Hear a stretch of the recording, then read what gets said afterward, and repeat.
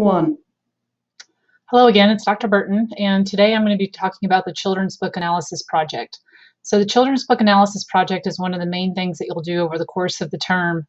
And so I wanted to hit some of the highlights as far as the instructional pieces go, and then, as always, make sure you go back and you review the rubric and the specific instructions that are contained in the Children's Book Analysis. So in general, you're going to be choosing 10 children's books or young adult books. So, either one is fine. Preferably, you would choose the grade level that you plan on teaching, because the idea is that you would choose books that would, you could potentially keep inside of your classroom. So you are going to select 2 books for each of these categories that you see listed here. So gender issues, multiculturalism, academic diversity, diverse lifestyles, and diverse socioeconomic backgrounds. So 2 gender, 2 cultural, 2 diversity for academics, 2 diverse lifestyles, 2 diverse socioeconomic backgrounds for a total of 10. So if you're choosing the young adult books, then it's the same categories. It's just going to take you a little bit more time to read through them if you haven't already. As far as what types of books, you can find them at the library. You could find ebooks. You could Amazon. You don't have to purchase the books, so you can check them out from local libraries.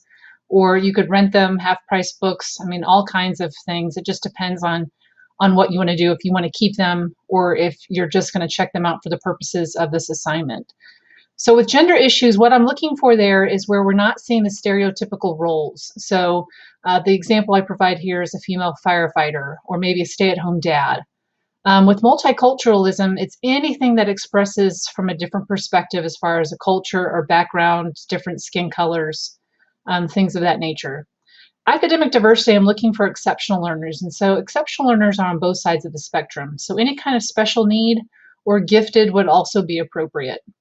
Diverse lifestyles, what I'm looking for there are families maybe with a single parent or a divorce situation or an adoption or foster care or same-sex parents. Any of those would fall under the category of diverse lifestyles. Diverse socioeconomic may be the hardest one to find because you're looking for different types of socioeconomic classes that are involved in the book and demonstrating those lifestyles. So those are the categories. As far as the analysis goes, I'm looking at 300 to 400 words per analysis, so that's per book, double-spaced, Times New Roman, all those kind of 1-inch margins, those kinds of things. So the very first thing you're going to do is just give me a very, very, very short description of the plot, just so I know what it is. I mean, I've read a lot of them at this point, but there's still a lot out there that I don't know. But just keep that brief. That should not be the majority of your 300 to 400 words, but just enough so that I understand the context of the book. Then the very first thing you're going to talk about is whether or not the book appropriately addresses the intended topic. So if you're talking about gender issues, tell me about how it may or may not appropriately address that topic, And so if you're talking about the analysis in each one, I want you to use some examples from the book to support your point. So in each one of these points, you are going to use examples from the book to support your philosophy or your theory. The third bullet point is whether or not you would include it in your classroom library. And again, it's an explanation. So you're talking me through why you would or why you wouldn't, using examples from the book. And then lastly, do you think it would help students understand diversity better? So again, say, yes, it does, because here in this part, this is what it's telling me. This is what it's telling students about diversity.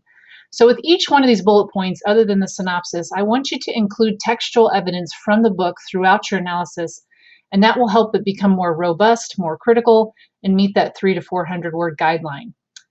It says bring your chosen books to class, but if you're in an online class, you won't be doing that. If you're on a face-to-face, then you will, and I'll give you those dates at a later time.